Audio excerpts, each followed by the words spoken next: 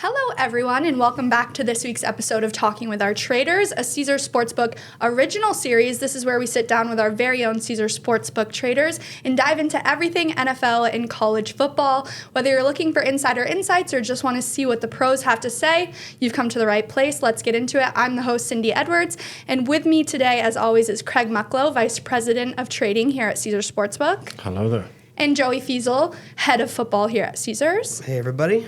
Okay, guys, let's dive into some college football. Joey, does Texas deserve to be the number one ranked team in college football? And will they remain number one for the rest of the season? So from the AP standard and resume standpoint, do they deserve to be number one? Yeah, probably. I think, are they the best team? No, but that's not necessarily what the AP number one entails. I mean, they have dominated everybody they played, even the former national champions in Michigan. Their quarterback goes down. Everybody's favorite Arch Manning comes in, still kills it. I mean, it was a bad team. And then on the other hand, Georgia really got away with a win there in Lexington. But I think it's an overreaction a little bit. If you look at the last 3 games in Lexington, Georgia, it was 13-12 this week. 2 years ago, 16-6, 14-3. So historically, Georgia-Kentucky games are painfully boring and close. But usually Georgia gets away with it. So did Georgia have an off week? Yeah. And is it warranted to say, wow, this Texas team might be the real deal? Yes. Now, looking forward for the rest of the season, likely next week, if Georgia wins against Alabama, Georgia's back to number one. And then they have to play Georgia. So will they hold? Maybe, but doubt it. Awesome. 13-12 games are not boring. Not to you. Not to me. I can argue Georgia's a contender. Tennessee, Ole Miss, Alabama, Ohio State haven't played anybody of note. Georgia hammered a ranked Clemson, struggled against Kentucky, but obviously they have those problems anyway. They obviously have eyes on Alabama next week. Texas handled the defending national champions, not former champions. They haven't lost yet. They're former. Yeah. And they won their cupcake games as expected. For me, staying number one, October the 12th and October the 19th will determine that Oklahoma and Georgia back-to-back weeks. All right, a lot left to see. Joey, you kind of already mentioned it, but will Arch Manning remain the starter even after Quinn Ewers returns? It depends how quickly Quinn is ready. Quinn's going to want to be ready because he doesn't want to lose this job. I mean, everybody wants to see Arch in the field. He's the Manning. He has the Manning brain, but he can also run the ball. He's an exciting player. So I think it's really, if Quinn returns Mississippi State and looks off, I would not be surprised to see Arch get back in. It looks like this week it's going to be Arch versus UL Monroe. He should put up a lot of points. He's going to show that he's great. But yeah, I think it's really going to depend on that Mississippi State game, which Mississippi State defense also isn't that great. But if he looks off or he's still struggling, and he probably shouldn't be out there even though the injury, he's going to want to be out there because he doesn't want to lose his job. I think that's going to be the determining factor. So yeah, there's a reason this guy has the 3rd biggest NIL valuation. This guy's fun to watch. You would look good in Heisman voting against UTSA, in all fairness. We've talked all week about his Heisman chances. We witnessed last year the benefit of padding your stats against inferior opposition and how that works with the voters. It does highlight having a good backup quarterback. Alabama won a national title with Tua and Hurts, and they swapped at halftime. When he plays against decent opposition or a decent defense, the minute he struggles, they'll bring Ewers back in straight away. But I'll give him one thing. He's got great genes, but he certainly didn't get his legs from the male side of the gene I think he credited it to his mom, so it makes no sense. Way it's his parents. I think like Peyton said, it skips a generation. So, that's what Archie it is. was, funny. That's funny. All right, well, I guess we will see. Can you break down, Joey, the USC-Michigan game? So number 11, USC travels to the Big House, take on former national champions. Michigan ranked at 18. USC thus far has been very impressive and caught the eye of the sharps and the public alike. This would be the first Big Ten matchup for USC, and they really want to look to start out hot and prove that they belong. Lincoln Riley hits that quarterback lottery once again with Miller Moss. On the other side, Michigan's the opposite. They're in QB shambles. They're going with their last year's backup, Alex Orji, and the old saying, when you have two quarterbacks, you have none. So line opened up 6, but it's taken a little pushback down to 5.5. Michigan's going to do their best to just control the ball and keep it out of Miller Moss's hands. So it'll be lining up to be a Craig favorite game, probably low scoring, unless USC just gets a hold of it and then they just drive down the field. So it'll be a fun one to watch and see how USC is going to look in this Big Ten schedule too. Certainly feels like Michigan's season's on the line here. Yeah, right. Big time. All right. Which college teams need to be on upset alert this weekend? I'm going with East Carolina, the Pirates. They are traveling to Liberty. Liberty, as we know, they were in the bowl game, got absolutely dominated. They had a really good year, 12-0 last year, but I think they've taken a big step back. And this East Carolina team is very scrappy. Give me the Pirates to win. For the first time in my life last week, my head and my heart did the right thing. Memphis over Florida State at plus 205, and UNLV over Kansas, 9-point dog straight up, plus 2, but the math got it wrong. Miami, Ohio got blown out by Cincinnati. Joby's right with Carolina, but he's got the wrong Carolina. It's Coastal Carolina, plus 3.5 against Virginia. I'm getting 13% value on the money line, 8% value on the spread. The math's 2 and 1. Let's continue that way. There you go. I like it. All right, let's move on to some NFL. Through the first 2 weeks of the season, there have been 69 passing touchdowns. This is the lowest total in 5 years. What do you guys think is the biggest reason for this? 2 words: guaranteed money. Ooh, spicy. You were seeing that way. You always, whenever you play fantasy football, you always see contract years as an indicator and things like that because people play because their contract's due for renewal. I think the hunger's gone with a lot of players now that they're guaranteed money. This is my theory. There's no math to prove it. Right. And it's also real tough to run an offense when your wallet is so heavy and you're wearing so much jewelry. The running backs are back because their commodity dropped while it was a passing league. And the problem is, while the quarterback play is so poor, mid, you're having to rely on the running game more often. And then likewise, injuries play a huge part. We saw with Green Bay, they relied heavily on the run with no Jordan Love. Yeah. Miami will do the same this week against Seattle because of the quarterback drop. And then you've got teams like New England who don't have a theoretical quarterback. They do. He's just sitting on the bench. He's sitting on the bench.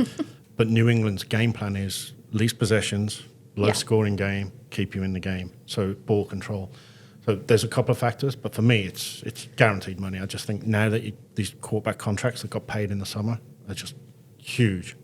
Interesting. The hunger's not there for me. Joey? Yeah, that could be a factor. I think preseason absence is key. You know, you're starting out, these first couple weeks are your preseason, essentially. But I think the defensive scheme that has been copied league-wide, it plays a big role in how we're going to see quarterback play. What's the goal? We want to run a shell coverage. You know, you want to have all those, not giving up the deep ball.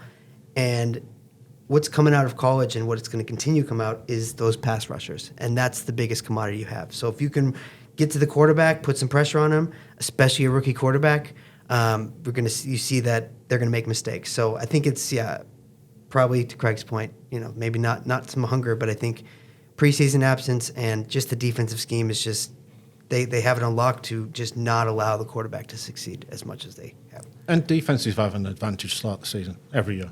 Right.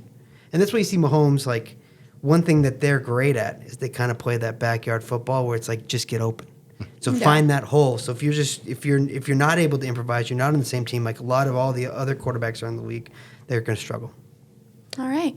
CMC, A.J. Brown, Cooper Kupp, Puka Nacua, Isaiah Pacheco, Jordan Love, Tua are just a few of the injuries we've seen this season. How are the injuries around the league impacting creating game and future odds? I think game-wise, it's not too difficult because you're going to put out what you think the line should be, and it's going to line up.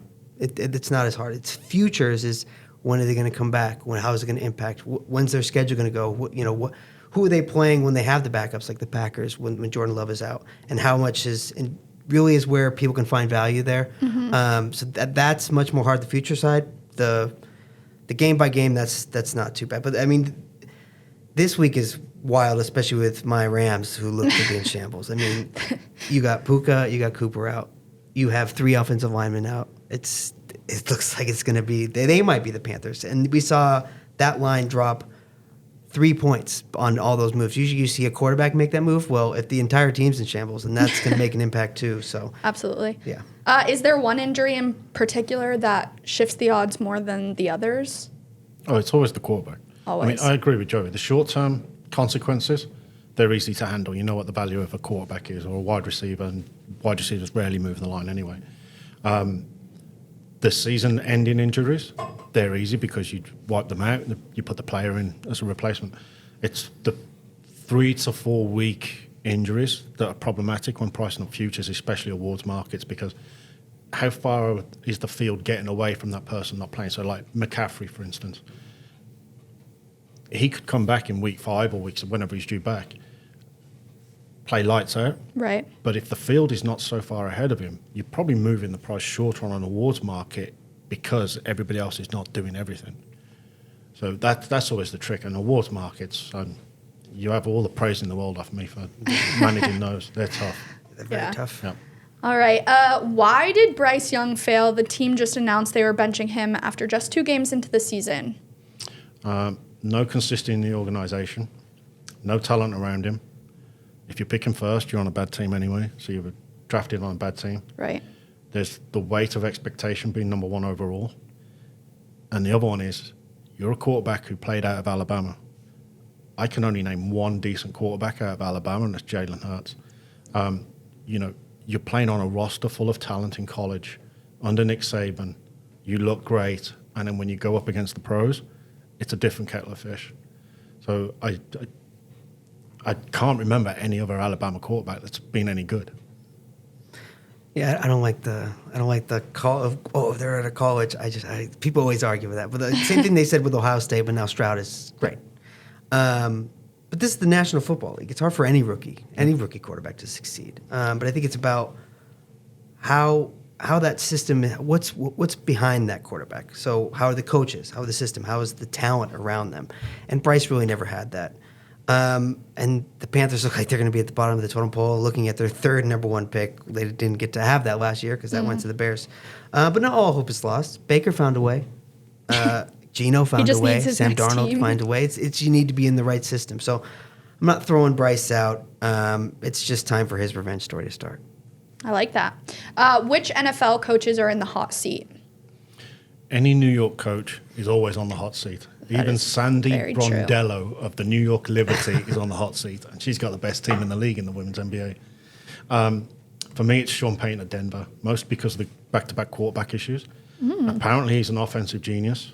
They're 30th in the league in scoring this year, and they're only a Giants injured kicker away from being 31st because the Giants have the same amount of points. They only averaged 21 points per game last year. The league averaged a full point higher. And the one thing that comes to me is, I mean, we got beat big on the under or over 5.5 quarterbacks drafted first round this year. We thought Bo Nix was second round talent, and we priced that accordingly. So when Bo Nix went 12, we were like, what? I mean, yeah, the customers won big on that prop. But again, a rookie quarterback coming into the league, there's not a lot of talent around him. The team's in a shambles. And Payton's not. It's different when you have Drew Brees, isn't it? Apparently. And it's a really tough couple of first weeks for a rookie quarterback to go against the Steelers and the Seahawks. Well, they had a chance if we were picking the end zone. He did. But it's a tough go to start off the year. But for me, coaches on the hot seat, Dable. Yeah. I think this Giants team, everything in the offseason went wrong, could go wrong. You start out this week and your kicker gets hurt on the first series. He goes for 1 extra point, then he's out. They couldn't get a 2-point conversion, and they lose to a Commanders team that had scored 7 straight field goals on their 7 drives. So couldn't be an uglier of a loss. I think Dable is frustrated. I think he's gone before the season ends. Any honorable mentions that you guys want to throw in there? Sirianni is an interesting one, especially if it seems to be a selling Eagles right now. I know me and Craig are behind the Eagles. The market's Yeah, selling, what's going on? sell. Saquon obviously misses the catch, and then the market reacts to, they're playing the Saints this week as well. So I think he might feel the tension, just especially if they kind of collapse in these close games late again. I think that there'll be some pressure on him, but I think he probably stays. They have enough talent there that. The Bengals head coach for me. You can't keep going 0-2. Yeah, you can't keep going. Yeah. The first 2 weeks of the season, It's they weird. expect they played the Chiefs really tight, but again, you're 0-2 coming out the first 2 weeks of the season. You got a wealth of talent on that team, and you're not going anywhere. Right. Yeah, agreed. Favorite week 3 game for the total to go under? We call this the Craig special, of course. Craig, why don't you start us off? Love me a 3-0 game. I'm going to go the weather angle here. It's going to be wet, a little bit windy on Monday night in Cincinnati. So Washington versus Cincinnati under 48.5. I like it. Joey? I went with the Bears and the Colts. Just really 2 quarterbacks that are struggling. Anthony Richardson prone to make mistakes. Caleb really, they were given the key. The league was given the key how to beat Caleb, and that's apply pressure. So 2 pretty good defenses. So I think that this is going to be one of those boring games, and it's going to come down to last possession. So I took the under on the Bears Colts. All right. Favorite week 3 game for the total to go over? Joey, why don't you start us off?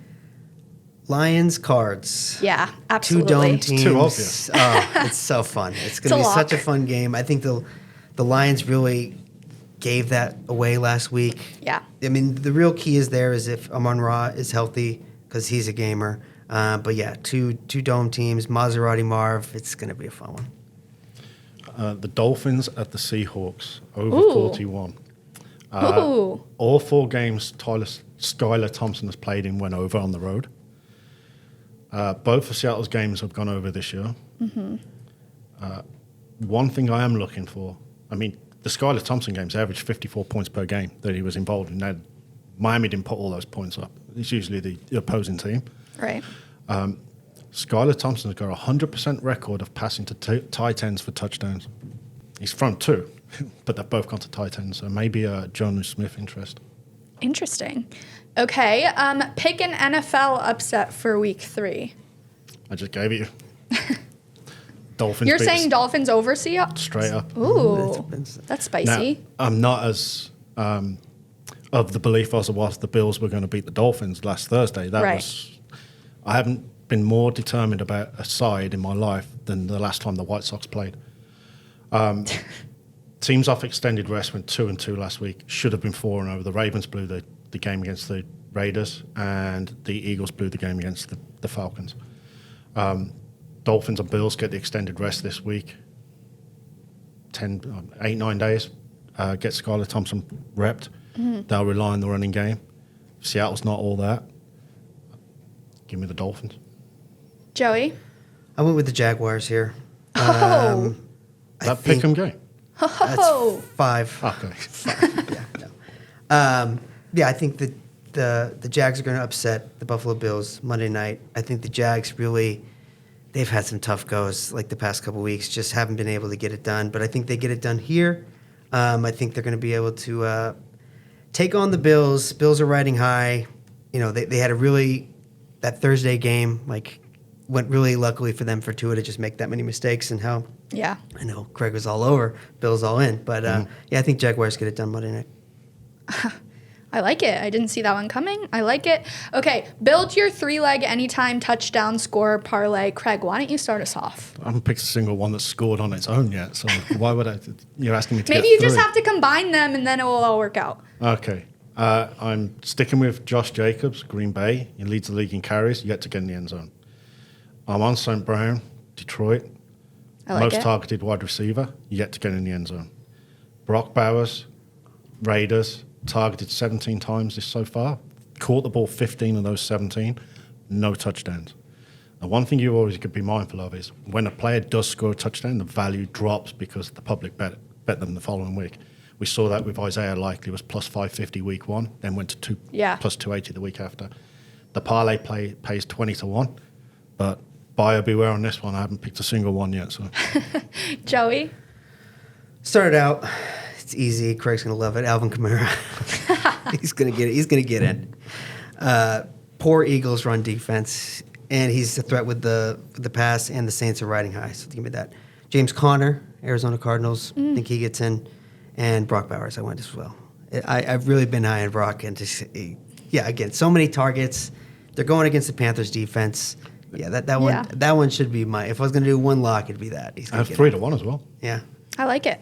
All right, let's move on to an overreaction or not. What does Joey's 3-team parlay pay though? What, even money? No, Did you do the homework? I didn't do the homework. That's all right. That's okay. They can figure it out. Overreaction or not, the Saints will finish the season with the best offense. Not an overreaction. I mean, if they keep this pace, absolutely. Will it continue? Probably not. If we look at who they played the Panthers. Not great. Cowboys, we expected this defense to regress. They didn't. They looked better week 1 against the Browns, but they definitely did regress. So now you have another probably a poor defense this week with the Eagles. So it'll probably continue. So I'm not buying. I think the price is really high right now in the Saints. The market's really excited, and that Superdome is going to be loud on Sunday. So maybe not, but I don't think it's an overreaction at this point, just of how many points they've scored. That Caesar Superdome is going to be loud. Don't forget that. Exactly. I went the opposite way. I never looked at who they've played. I'm looking at who they're going to play. So if we're only talking points, then it's not an overreaction. The 2 worst defenses in the league are the Panthers and the Rams for scoring, and the Saints get to play them both. And they get to play the Panthers the second time. So if it's scoring offense that we're talking about, yeah, it's not an overreaction at all. All right. Overreaction or not, Baker Mayfield is the best quarterback in the NFC. Overreaction. He's not even the best quarterback in the division. Craig. Sorry. Go on. Statistically, it's Derek Carr. Yeah. But if you were in a fantasy draft... Be so for real. Go on. If you're in a fantasy draft right now, you would take every single NFC quarterback over Baker except for Daniel Jones, Bryce Young, Caleb Williams. You would, admit it. Yeah, probably. As I said, overreaction as well. He played well against the Commanders' secondary. Surprise. Yeah. But I'll give him credit. I mean, he really came out where everybody wrote him off, similar to where Bryce is being written off right now.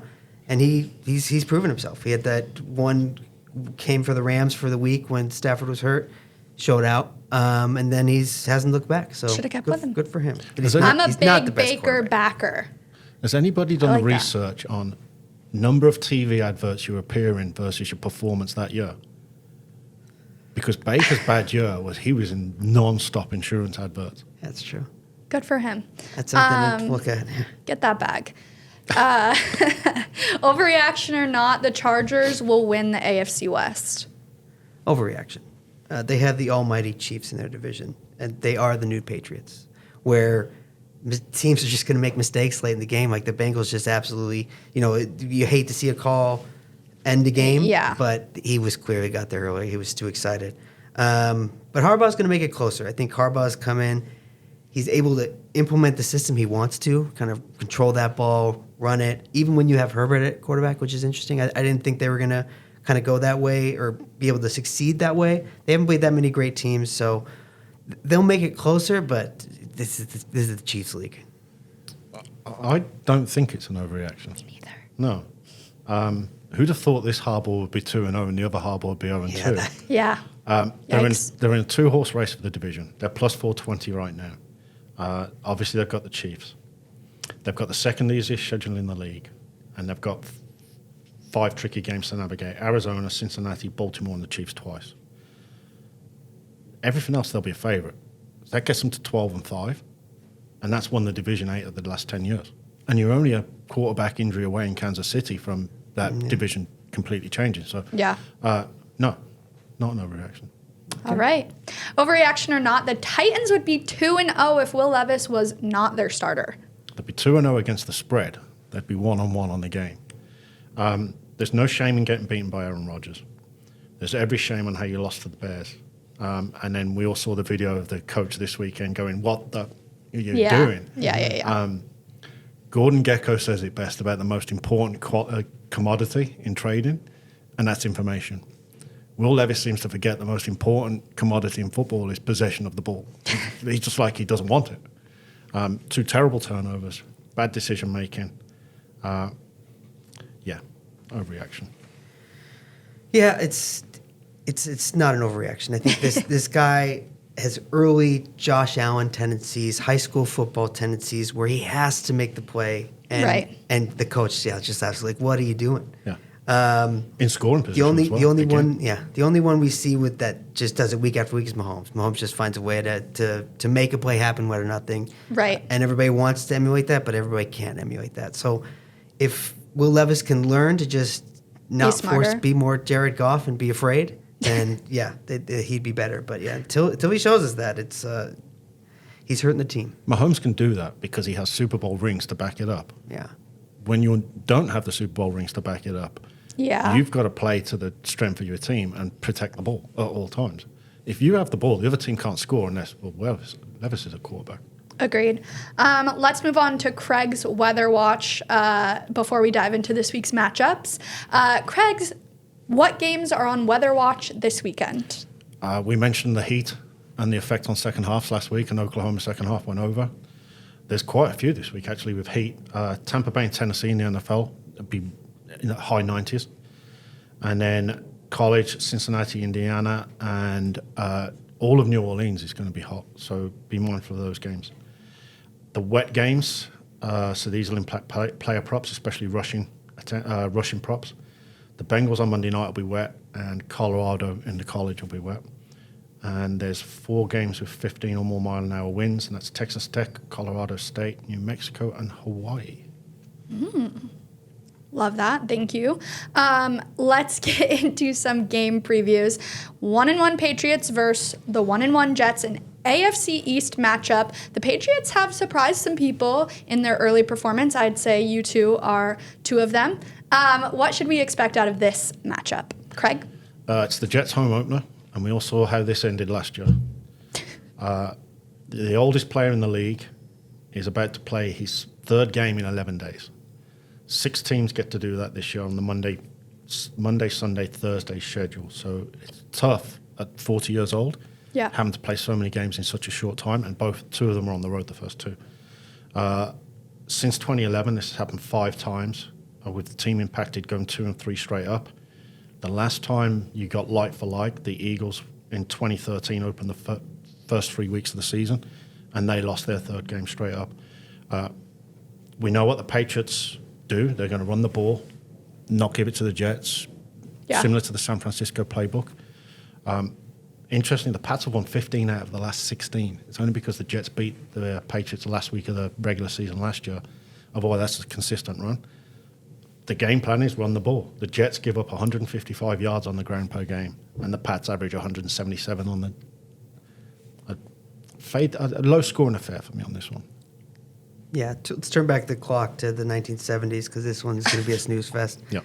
Because they're going to want to establish the run, baby. I think both these teams, the Patriots, we know what they're going to do. They're going to run the ball, like Craig says. And then even the Jets, they're going to want to run the ball. And even when they pass the ball, which they do have better pass, you're checking it down. It's small passes. So, this should be probably a low-scoring game, back and forth. I do favor the Patriots in this one. What? The guy that said he doesn't even see a single...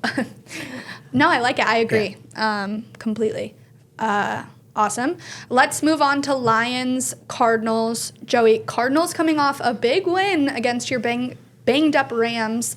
Lions coming off a tough loss to a good Bucs team. Break it down for us. Yeah, this is the opposite of the Patriots-Jets game. 2 dome teams. Lions made some terrible decisions in that game last week, cost them the game. Amon-Ra's questionable, like we talked about earlier. Him being out would be a big deal. But on the other side, Maserati Marv, man, that guy, he finally showed that he was worth the high pick in fantasy football, and that he is a good investment for the futures of this team. I think it's going to be a shootout. I can't pick a side in this one. I think we're seeing at the line at the 3 right now, just kind of hanging there. Was flirting with 2.5, 3. I think it probably stays at 3 by game time, with the Lions being favored. Total did go down a point, but I still give me that over 51.5 there.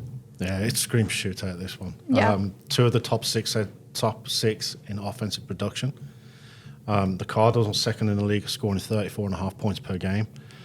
I'm with Joey. I can't pick a side. If I had to, probably be the Cardinals, just take the home side. It does scream over, which probably means it's going way under. All right, Ravens, Cowboys. Cowboys coming off an embarrassing loss to the Saints. And the Ravens' entire season has just been embarrassing at this point, starting 0-2 for the first time since, I believe, 2015. Craig, what should we expect? Losing to the Chiefs is one thing. Losing to the Raiders the way you did is another. Yeah. The Ravens could be staring down an 0-5 start. They've got Dallas, Buffalo, Cincinnati the next 3 weeks. The Bengals game is going to be the most important because the Bengals are 0-2. Right. The one thing I did see, aside from the game, I think the Bengals for the division now is valued at 2-1. Agreed. They've got Washington and Carolina the next 2 weeks. So theoretically, there could be 2 games ahead of Baltimore already, right out the other 2 teams in the division. We both agreed we thought Dallas would regress this year, which we almost ate humble pie after week 1 with the Browns, but then the Cowboys went back to what we thought they would be. Tough game. I do like the Ravens a lot in this one. Not all in, but a lot. Mm. Yeah, their back is against the wall. Yeah. No one expected the Ravens, the best team last year, to start out 0-2. Right. It's a big game for both teams, though. I think it matters most to the Ravens. Yeah, probably. We've seen both these teams, their DCs leave. They've regressed significantly. So I lean the over there. But I do also, I think there's some value with the Cowboys here, just because I think both these defenses are going to be bad. And are the Ravens going to be able to prove their offense or to get them over to stop like CD?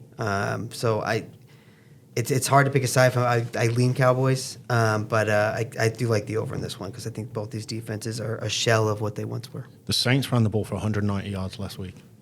Now you've got Derrick Henry and Lamar Jackson. Mm. If they go back to what they should do, and that's run the ball control, that's why I lean the Ravens. I did read something, and there wasn't much proof to it, but Derrick Henry out of shotgun, which is what Baltimore play offensively a lot, he's not as good. So maybe Lamar's got to come under center more often, or maybe play wildcat or something with a formation with Henry where he takes the snap directly. Yeah. But I can see the Ravens running the ball as much as possible this week. I'm not going to lie, in that last play of the Raiders Ravens game, I just wanted Lamar to keep the ball and just keep running. Yeah, I was like, honestly, he might have gotten it. But yeah. Moving on to Saints, Eagles. The Saints look like one of the best teams in the league right now, especially after last week's win over the Cowboys. The Eagles are coming off of a loss to the Falcons in prime time. Joey, what can we expect from these 2 teams facing off? The best offense in the league with the Saints versus a team that made the right call on Monday night but didn't catch the ball. Everybody said, why didn't you run the ball? Why didn't you run the ball? Raheem Morris had 9 defenders up front. Like, go ahead, try to run the ball. And they made the right call. Got a good look. He just missed it. This is an interesting game. We're going to see heavy Saints action in this one. Even our resident Eagles fan is emotionally hedging and liking the Saints in this one. And that says it all for me. I think it's moved too far. We're now looking at 3. I think there's major value on the Eagles. I think I'm not selling this team. So I think if you're buying in on the Saints this week, you're buying high, and if you're fading the Eagles, you're selling low. Yeah.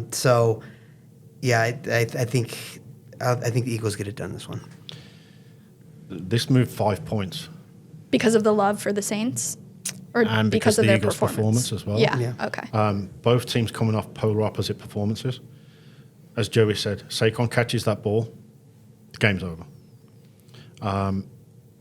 And then your defense didn't stop primetime Kirk Cousins going down the field. 3 plays that were on the goal line. That, yeah. And it was we were talking internally like, they might score too soon. We talk about asterisk games when putting the data together. So like last year when the Dolphins scored 70, when I put the data, I removed that number because it affects your power ratings too much. Mm. And there's more things to just the box score when you're putting data together. I have an asterisk on the Eagles game because they, all intents and purposes, won that game for my data. Now I'm getting +3. Yeah, it's on the road. The Eagles have lost 5 of the last 6 in the Big Easy. I just think 3's too much for a team that we believe is quality. The defense is good. They just had a snafu on Monday night. You know, he drops the ball. Yeah, he had to get that catches last. it, the game's over. He had to get that last stench of New York off of him with that play. Well, there you go. All right, I like it. Let's move on to our game picks. Joey, would you like to remind everyone what the standings currently are? Yeah, I'm 4-0. Mr. Perfect. Okay, we got 2-2 for Cindy, and Craig got a win. He's won. Craig's 1 on and the 3, board. so, Craig's we're on the board. First half under, baby. 1 each under. All right, Craig, start us off. What are your picks of the week? College, we're going to go Fresno State, New Mexico, first half under 31.5. And I'm going to shock you now. I'm not taking an under. Dolphins, Seahawks over. Ooh. That's how you know he's got his back against the corner. He's taking overs now. Joey? So I'm going, I'm sitting in a good spot. We're 4-0. What would drive Craig crazy? I'm going to take 2 overs. I'm going to go Georgia Southern, Old Miss, over 67.5. Georgia Southern can score, and Old Miss, they're going to keep fighting till the very end. So I think this has the ability to score 100 in this one. And then I'm going back. Lions, Cardinals, Maserati Marv, Amon-Ra, St. Brown. Give me the over in that dome, 51.5. I like it. I was also going to go 2 overs, but things changed as we went through this episode. I'm going to stick with my college one, Penn State over 56. I like it. I was going to go Detroit Cardinals over 52.5, but Joey just took it. So I'm not going to do that. I'm fading Craig, and I'm going Seahawks minus 5.5. Ooh. So, yeah. I guess we'll see. We'll see. See if I can go 6-0. Oh, my God. That would Stop just looking kill at menus, Craig. All right, guys. That concludes this week's episode of Talking with Our Traders. Guys, anything to say before the episode ends? Good luck to yourself and myself, and let's hope Joey goes 0-2. Yeah. Yeah, good luck. All right.